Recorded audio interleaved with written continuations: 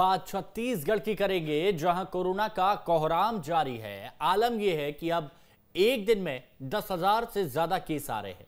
स्वास्थ्य मंत्री टीएस सिंहदेव का कहना है कि यह आंकड़ा 14,000 प्रतिदिन पर भी जा सकता है। मतलब स्थिति खराब है, समझ चुके हैं। और इन मुश्किल हालातों के बीच केंद्र और राज्य यानी छत्तीसगढ़ के बीच में वैक्सीन को लेकर जुबानी तकरार जारी है। आज हम इसी पर चर्चा करेंगे कि छत्तीसगढ़ में कोरोना विस्फोट की स्थिति है। कोरोना की लड़ाई में केंद्र राज्य में तालमेल की कमी आखिर क्यों दिख रही है? वैक्सीन पर केंद्र और राज्य में सियासत क्यों हो रही है? और एक दूसरे पर आरोप लगाने से कोरोना क्या कंट्रोल हो जाएगा? कुछ मेहमान हमारे साथ मौजूद रहेंगे, लेकिन पहले आप देखिए ये रिपोर्ट। छत्तीसगढ़ में कोरोना की रफ्तार इस कदर तेज है कि संक्रमण के आंकड़ों में ये महाराष्ट्र के बाद दूसरे नंबर पर आ गया है। इस बढ़ते संक्रमण के बीच प्रदेश में वैक्सीनेशन को लेकर एक बार फिर सियासत शुरू हो गई है। ये सियासत प्रदेश के केंद्रीय स्वास्थ्य मंत्री डॉक्टर हर्षवर्धन के ट्वीट पर गरमाई है, जिसमें उन्होंने प्रदेश में संक्रमण से हो रही मौत के लिए राज्य सरकार को जिम्मेदार ठहराया है। अपने ट्वीट में हर्षवर्धन ने लिखा है कि छत्तीसगढ़ सरकार ने डीसीजीआई द्वारा आपातकालीन उपयोग प्राधिकरण दिए जाने के बावजूद कोवैक्सीन का उपयोग करने से इनकार कर दिया। राज्य सरकार अपने कार्यों से लोगों की जान संकट में ही नहीं डाल रही, बल्कि दुनिया में गलत संदेश भी दे रही है। छत्तीसगढ़ में पिछले 2-3 हफ्तों में असामयिक रूप से मौतों की संख्या अधिक है। ऐसे में राज्य सरकार की जांच केवल रैपिड एंटीजन टेस्ट पर टिकी है, जो कि सही कदम नहीं है। केंद्रीय स्वास्थ्य मंत्री के आरोप को छत्तीसगढ़ के स्वास्थ्य मंत्री टीएस सिंहदेव ने जनता को गुमराह करने वाला बताया है। मृत्यु बढ़ी है, ये बड़ी चिंता की बात है, ये सही है। ये कहना कि कोरोना की यहाँ वैक्सीनेशन नहीं हो रहा है, ये एकदम असत्य कथन है। इतना ही नहीं, टीएस सिंहदेव ने केंद्रीय स्वास्थ्य मंत्री पर दोहरी बात करने का आरोप लगाया। कहा, एक तरफ साथ मिलकर काम करने की बात करते हैं तो दूसरी तरफ झूठा आरोप लगाते हैं। स्वास्थ्य मंत्री टीएस सिंहदेव का कहना है कि वैक्सीनेशन में किसी तरह की कोई कोताही नहीं बरती जा रही है। एक दिन उन्हें परसों ही वीडियो कॉन्फ्रेंसिंग से बैठक ली थी राज्य के स्वास्थ्य मंत्रियों के साथ, 11 राज्य के स्वास्थ्य मंत्रियों के साथ, और साथ में काम करने की बात उनने कही। और साथ में काम करने की बात के कहने के दूसरे ही दिन उनका इस प्रकार का बयान आना, ये बहुत ही निराशाजनक और बहुत ही अफसोस वाली बात है कि जहां साथ का काम करना है हमको, वहां इस प्रकार की बातें हम मीडिया के माध्यम से कहें, जो सही भी नहीं है। टीएस सिंहदेव ने बताया कि छत्तीसगढ़ सरकार प्रदेश की 10% आबादी का वैक्सीनेशन कर चुकी है। नाम ऊपर से है, मैं ये आपको शॉर्ट दिखा दे रहा हूं, आप ये शॉर्ट को देख सकते हैं। ये आंकड़ा बता रहा है कि छत्तीसगढ़ कहां पर है। 10% आबादी, ये केंद्र सरकार के स्वयं के आंकड़े हैं। तो जब आप टॉप में हैं देश के, उस समय इस बात को जानते हुए अगर केंद्र के मंत्री जी ऐसा कहते हैं, आदरणीय डॉक्टर हर्षवर्धन जी अगर ऐसा कहते हैं कि छत्तीसगढ़ में वैक्सीनेशन ठीक से नहीं हो रही, तो ये बहुत ही अफसोस की बात है। ये बल्कि बयान सुधारने की भी जरूरत है। स्वास्थ्य मंत्री वैक्सीनेशन में कोई कोताही नहीं बरतने का दावा कर रहे हैं, तो वहीं केंद्रीय स्वास्थ्य मंत्रालय के 8 अप्रैल सुबह 7 बजे तक वैक्सीनेशन के जारी आंकड़ों पर गौर करें तो छत्तीसगढ़ देश में वैक्सीनेशन के मामले में 10वें स्थान पर है, जबकि पड़ोसी राज्य महाराष्ट्र पहले, मध्य प्रदेश छठे तो ओडिशा 9वें स्थान पर है। राज्यों में वैक्सीनेशन के आंकड़ों पर नजर डालें तो पहले नंबर पर महाराष्ट्र है, जहां अब तक 89,49,560 टीकाकरण हुआ है। तो वहीं गुजरात में 81,47,689, उत्तर प्रदेश में 78,47,622, पश्चिम बंगाल में टोटल डोज 70,55,520, कर्नाटक में 52,30,642, मध्य प्रदेश में 49,73,498, केरल में 41,49,413, बिहार में 40,26,169 डोज लगाए गए हैं। ओडिशा में 36,17,561 और छत्तीसगढ़ में 34,28,749 डोज लगाए गए हैं। केंद्र के जारी आंकड़ों में छत्तीसगढ़ को 10वें स्थान पर दिखाया गया है, लेकिन स्वास्थ्य मंत्री टीएस सिंहदेव के दावों को भी पूरी तरह झुठलाया नहीं जा सकता। आबादी के मुताबिक बात करें तो छत्तीसगढ़ देश के कई राज्यों से वैक्सीनेशन के मामले में आगे है। रायपुर से आदित्य नामदेव के साथ टीम न्यूज स्टेट। तो एक तरफ संक्रमण का ग्राफ छत्तीसगढ़ में बढ़ता जा रहा है, तो दूसरी तरफ वैक्सीनेशन पर सियासत भी बढ़ती जा रही है। लेकिन ये सियासत की जरूरत क्या है? क्यों आखिर इतने आरोप एक दूसरे पर लगाए जा रहे हैं, कटघरे में खड़ा किया जा रहा है? करते हैं बात। हमारे साथ डॉक्टर विकास अग्रवाल जी, अध्यक्ष IMA के, इस चर्चा में जुड़े हुए हैं। हमारे साथ धनंजय सिंह ठाकुर साहब, कांग्रेस प्रवक्ता, जुड़े हुए हैं और कुछ ही देर में बीजेपी से भी हमारे साथ में कोई ना कोई सदस्य जरूर जुड़ेंगे। आप दोनों का बहुत बहुत स्वागत है। ठाकुर साहब, देखिए छत्तीसगढ़ में ना अभी साथ में एकजुट होकर काम करने की ज़रूरत है, क्योंकि अगर एक दिन में 50 से ज़्यादा लोगों की मौत हो रही है, एक दिन में अगर इतने लोग संक्रमित पाए जा रहे हैं 10,000 से ज़्यादा, तो इस वक्त एकजुटता की दरकार है। लेकिन एकजुटता यहाँ पर नज़र नहीं आ रही है। यहाँ पर नज़र आ रहा है तो एक दूसरे पर आरोप लगाना। क्यों आखिर वैक्सीनेशन पर इतना कोहराम मचा हुआ है? हिमांशु जी, आपने बहुत बढ़िया सवाल उठाया कि एकजुटता के साथ काम करनी चाहिए कोरोना महामारी संकट काल में।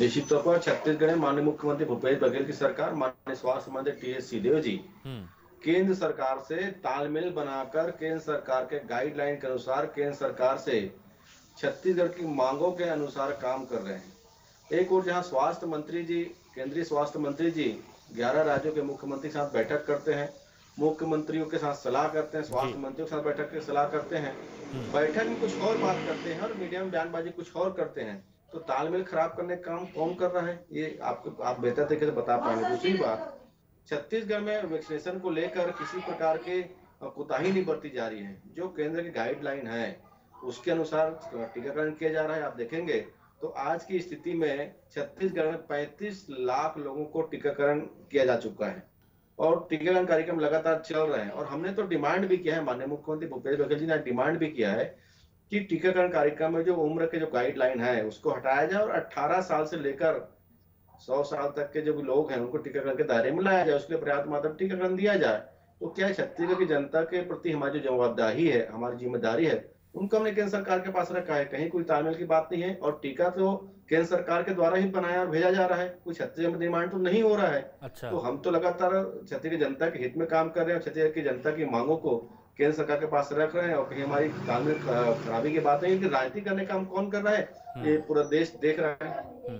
अच्छा, ठीक है। अब जरा मैं डॉक्टर साहब से ये बात ज़रूर थोड़ा सा जानना चाहूँगा, क्योंकि डॉक्टर हैं, व्यवस्थाओं को बहुत अच्छे से देख लेते हैं, समझ लेते हैं, तो जनता तक पहुँचा भी देंगे। तो डॉक्टर साहब, ये जो आज केंद्रीय स्वास्थ्य मंत्री डॉक्टर हर्षवर्धन ने एक ट्वीट किया और उस ट्वीट के बाद से चर्चा जोरों पर है कि छत्तीसगढ़ सरकार वैक्सीनेशन को लेकर गंभीर नहीं है। कुछ आंकड़े भी हैं जिसमें देखा जा रहा है कि महाराष्ट्र, गुजरात, उत्तर प्रदेश, पश्चिम बंगाल, कर्नाटक, मध्य प्रदेश, केरल, बिहार, उड़ीसा, उसके बाद छत्तीसगढ़ का नंबर आ रहा है।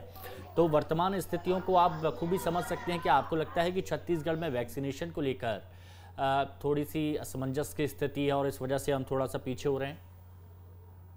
देखिए, कहीं ना कहीं असमंजस की स्थिति तो है। महामारी को देखते हुए बीच में जब कोवैक्सीन की बात आई थी, तो कायदे से उस समय कोवैक्सीन भी लगाना शुरू करना चाहिए था, क्योंकि महामारी का समय है जी। हम ही जानते हैं कि कोवैक्सीन का कोई साइड इफेक्ट नहीं है, ये प्रूफ हो गया था। एफिकेसी कितनी है उसके ऊपर प्रश्न चिन्ह था, लेकिन वो भी अब क्लियर हो चुका है। लेकिन महामारी को देखते हुए हमारे लिए सारी चीजें गौण हो जाती हैं। तो जो हमारे पास अवेलेबल है उसको हमें बेहतर से बेहतर तरीके से और ज़्यादा मात्रा में इस्तेमाल करना चाहिए। और जो अभी वैक्सीनेशन हो रहा है, इसके बारे में मैं कुछ चीज़ें कहना चाहूँगा।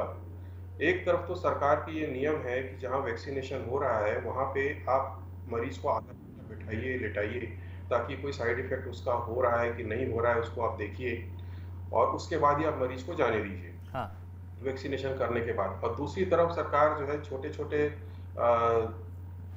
मतलब हम बोले कि रिक्शा को लेके या कहीं भी इस तरह से छोटी छोटी जगहों में जहाँ किसी प्रकार की कोई सुविधा नहीं है वहाँ भी वैक्सीनेशन करवा रही है। लोगों की भीड़ इकट्ठी हो रही है, जो कोरोना को फैलाने में काफ़ी ज़्यादा एक कारण वो भी है।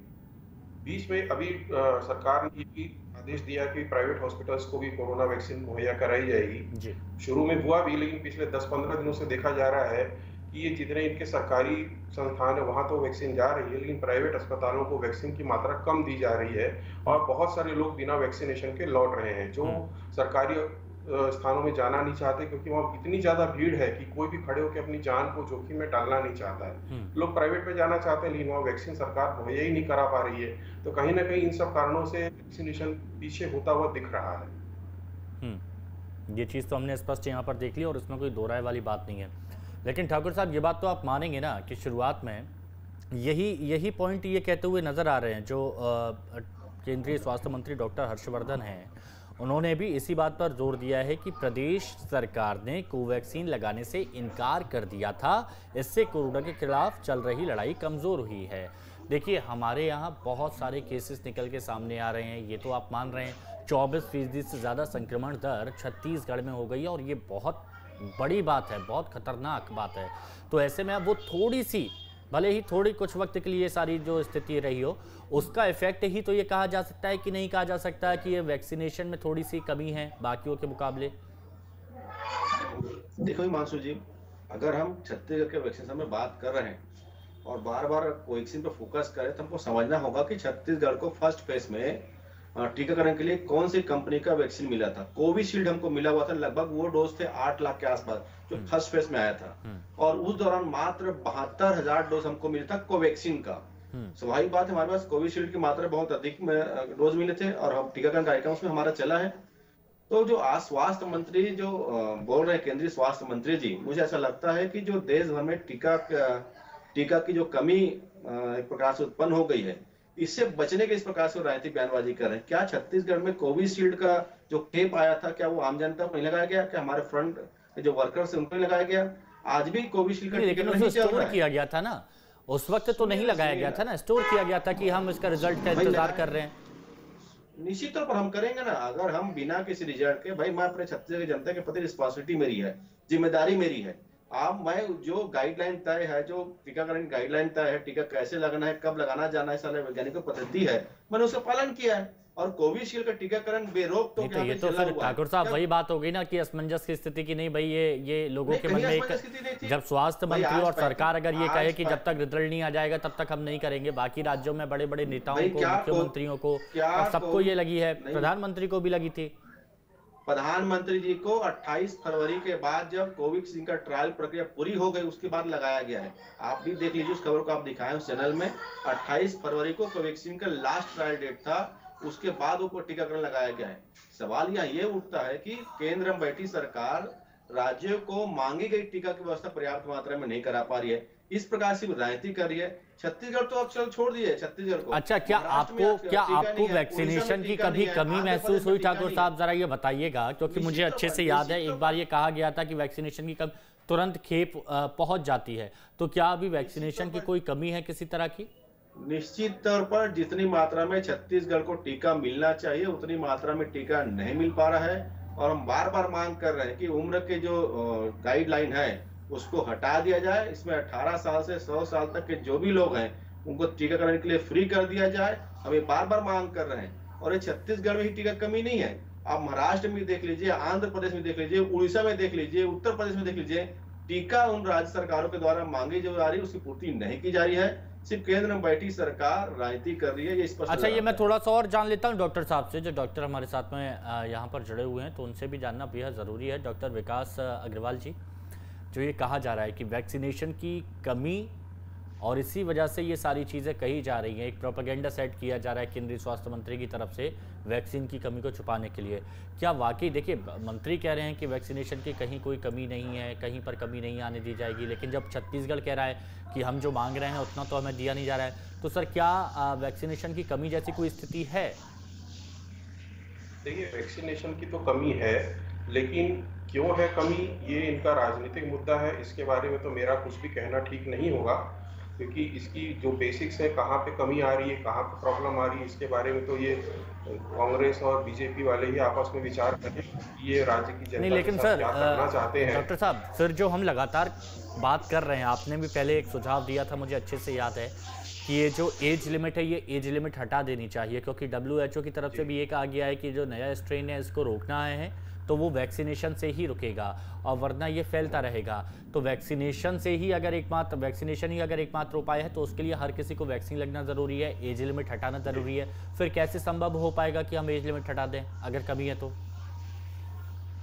सही बात है, अगर कमी है तो एज लिमिट हटा पाना संभव नहीं है। ऐसी स्थिति में सिर्फ उन्हीं लोगों को पहले टीका लगेगा जिनमें मृत्यु दर ज़्यादा है, ताकि उन लोगों को हम बचा सकें।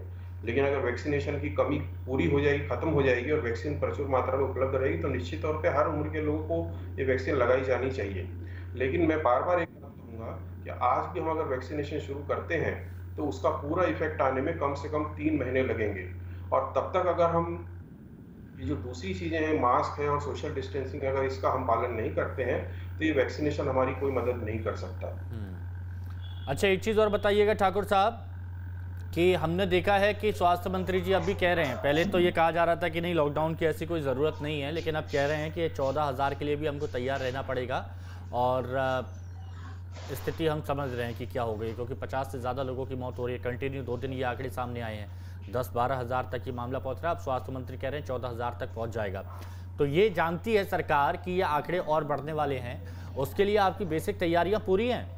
क्योंकि हमने जो हमारे जो रिपोर्टर्स, सर एक चीज़ और ऐड कर देता हूं, क्योंकि जो हमारे जो रिपोर्टर्स हैं उन्होंने एक रियलिटी चेक करके या फिर वहाँ पर बहुत से अस्पतालों का जाकर चेक किया, जायज़ा लिया, तो वहाँ पर ना बेड है ना कुछ है। तो ऐसे में कहाँ व्यवस्था की जाएगी? देखिए, कहीं भी किसी प्रकार की दिक्कत नहीं है। जहाँ पे वो चीज़ों की कमी है उसको तत्काल पूरा कर लिया जा रहा है। ना तो यहाँ पे ऑक्सीजन बेड की कमी है, ना तो वेंटिलेटर बेड की कमी है। जरूरत के हिसाब से उसको डेवलप भी किया जा रहा है, और सरकार पूरी तरीका से आम जनता के स्वास्थ्य को लेकर गंभीर है। जो भी व्यवस्थाएं, सर अभी तक ठाकुर साहब ये चीज़ स्पष्ट नहीं आई है। सरकारी अस्पतालों में यकीन मानिए नहीं है, सरकारी अस्पतालों में आप यकीन मानिए नहीं है, प्राइवेट में भी जुगाड़ लगानी पड़ रही है, तब भी मुश्किल से शायद ऐसा हो पाता है। देखिए, मैं आपके आंकड़े बता सकता हूं कि पूरे प्रदेश में 500 वेंटिलेटर के बेड्स हैं। सरकारी अस्पतालों में भी है, निजी अस्पतालों में भी है, ऑक्सीजन के बेड्स हैं। जो पूर्व में कोविड सेंटर उनको रीओपन किया जा रहा है, तो डेडिकेटेड हॉस्पिटल्स है, वहाँ भी है।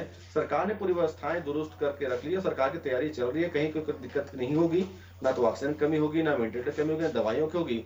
हमारा वो मूल उद्देश्य है टीकाकरण कार्यक्रम को तीव्र गति से आगे बढ़ाना। इसके लिए हमने सरकार से भी मांग की है, केंद्र सरकार से, तो उम्र के जो दायरे हैं उसको हटा दिया जाए, ताकि, क्योंकि आप देखेंगे लॉकडाउन के साथ साथ आप ज्यादा समय तक वैक्सीनेशन कार्यक्रम को चलाएंगे तो इसमें संक्रमण फैलता है। तो स्वाभाविक बात है, जितने ज्यादा मात्रा में लोगों को टीका लग जाए ताकि संक्रमण की स्थिति में नियंत्रण किया जा सके।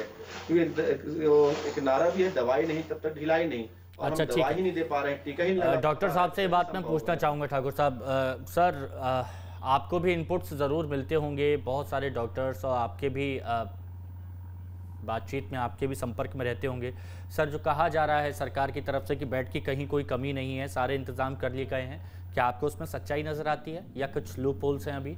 ये पूरी तरह से झूठ है, क्योंकि इतने लोग मर रहे हैं जिसकी आप कल्पना नहीं कर सकते। मैं आपको बताऊं, ये जो तैयारियों की बात कर रहे हैं, यहाँ जो टेस्ट हो रहे हैं, टेस्ट होने के 5-5 दिन तक रिपोर्ट नहीं आ रही है। लोग घूम रहे हैं 3-4, मतलब रिपोर्ट आने से पहले 3 दिन के अंदर उनका ऑक्सीजन सैचुरेशन इतना डाउन हो जाता है कि उनको बचा पाना असंभव है। उनको बेड नहीं मिल रहे हैं हॉस्पिटल में। लोग ठाकुर साहब मेरी बात नहीं मानेंगे, डॉक्टर साहब की तो मान लेंगे। लोग घरों पे मर रहे हैं और उनको लोग वहीं से शमशान लेके जा रहे हैं। सरकार के पास कोई रिकॉर्ड नहीं है कि कितने लोग ऑक्सीजन की कमी से मर रहे हैं। ठाकुर मैं साहब बता सकता हूँ, आज मैंने अपने छोटे से क्लिनिक से 10 लोगों को रेफर किया है हॉस्पिटल। मुझे मालूम है नहीं आ रहा है, टेस्ट चल रहा है। अच्छा ठाकुर साहब, एक चीज़ बताइए, अगर कुछ गलत होता, अगर चलिए मैं मान लेता डॉक्टर साहब की बात गलत है, तो ये आंकड़े क्या वो भी झूठ बोल रहे हैं कि मरने वालों की तादाद जो इतनी तेजी से बढ़ रही है? देखिए, जो निश्चित तौर पर जो मृत्यु हुए उसकी बात से इनकार नहीं किया जा सकता, लेकिन व्यवस्था नहीं है का डॉक्टर साहब की जानकारी अधूरी है। और डॉक्टर साहब को मुझे ऐसा लगता है कि जिम्मेदार डॉक्टर है, इस प्रकार के पैनिक बातें नहीं करनी चाहिए। सर पैनिक बातें नहीं, ये रियलिटी है, सुनिए ना। भ्रम में जनता नहीं चाहती कि वो भ्रम में रहे। आप पूरे सिरे से खारिज कर रहे हैं, गलत बात हिमांशु जी। सर आप गलत कह रहे हैं, ये आंकड़े भी गलत हैं क्या? मैंने आपके सामने जो रखा है, क्या ये आंकड़े भी गलत हैं क्या सर? ये बताइए ना, मैंने जो आपके सामने ये आंकड़े रखे हैं, जो डॉक्टर साहब कह रहे हैं, पता नहीं किस मकसद से कह रहे हैं, किस भावना के मकसद से नहीं जानता, लेकिन मकसद से उनकी जानकारी अधूरी है। जनता की भलाई सर सुनिए 6 तारीख को 9,921, 7 तारीख को 10,320, पिछले 3 दिन के मरने वालों के आंकड़े मैं बता रहा हूं, 38, 53, ये आंकड़े हैं। अगर इनको सही इलाज सब कुछ मिला होता, क्या मकसद है ये, किस अब हमारा अब अगर हम चर्चा कर रहे हैं, अगर हम सच्चाई रख रहे हैं, तो इसमें हमारा मकसद हो गया क्या? हमारा मकसद तो यही है कि जनता तक सारी चीज स्पष्ट पहुंचे। मैंने आपको पहले कहा, हिमांशु जी मैंने पहले कहा, जहां कमी हो रही है उसको दुरुस्त किया जा रहा है, लेकिन जिस प्रकार से डॉक्टर साहब कह रहे हैं कि व्यवस्था है ही नहीं, झूठ बोल रहे हैं, ये गलत बात कर रहे हैं। मैंने इस बात को स्वीकार किया, कहीं हो सकता है कमी होगी बेड की, उसको दुरुस्त किया जा रहा है। पता नहीं डॉक्टर साहब। ठाकुर साहब एक सवाल का और जवाब दे दीजिए मेरे को प्लीज, एक सवाल का और जवाब दे दीजिए। चलिए ये तो आप नहीं मान रहे हैं, कालाबाजारी के लिए क्या? 7 तारीख को जिस सब्जी के दाम 10 रुपए थे, अब उनके बढ़कर 50 से 60 हो गए हैं। फिर से वही चीज देखने को मिल रही है, महंगाई चरम पर। कहीं कोई कालाबाजारी नहीं है। अरे सर आपकी नजर में सब सही है ठाकुर साहब। अब ये क्या आपकी नजर में सब सही है? आपकी नजर में वैक्सीनेशन सही चल रही है, आपकी नजर में सरकारी अस्पतालों में बेड है, आपकी नजर में कालाबाजारी कहीं नहीं हो रही है। अगर कुछ बता रहे हैं अगर हम कुछ बता रहे हैं तो आप सीधे इग्नोर करने की जगह कम से कम ये तो कह सकते हैं कि इसकी जांच की जाएगी, इस पर विचार किया जाएगा, समझा जाएगा। ये झूठे और बिना, या फिर आपको सिर्फ अच्छा दिखता है? नहीं, मैं बोल रहा हूँ कमी हो सकती है, मैं इस बात से इंकार नहीं कर रहा हूँ, आप याद रखिएगा। मैं ये कह रहा हूँ कि कहीं भी व्यवस्था में कमी हो सकती है, पर व्यवस्था नहीं है वाली बात कहीं भी नहीं है। बस यही तो है। आप प्लीज एक बार, आप तो लॉकडाउन में बाहर निकल सकते हैं, जरा बाहर जाइएगा, सब्जी मंडी या फिर कहीं पर भी वहां पर जाकर देखिएगा। अभी आपको सब अच्छा गुलाबी नजर आ रहा है, लेकिन बहुत दिक्कतें हैं। चलेंगे, आपको लेकर साथ में चलेंगे भी। बिल्कुल, चलिए ये बात मैंने आपकी मानी और इस बारे में हम आपसे संपर्क करेंगे और चलेंगे भी। अगर वहां पर रेट ज्यादा मिले तो कम से कम आप यहाँ पर आके बोलेंगे तो आप सही थे, पर नहीं है, ये बात गलत है। हम बोल रहे हैं ना कहीं कुछ कमी हो सकती है, जनता ठगा महसूस करेगी, नहीं है वाला सवाल गलत है। चलिए हम तो यही कहेंगे कि कुछ कोशिश करिएगा, कुछ और अच्छा हो जाए यहाँ पर। बहुत बहुत शुक्रिया आप सभी का हमारे साथ जुड़ने के लिए, इस चर्चा में शामिल होने के लिए।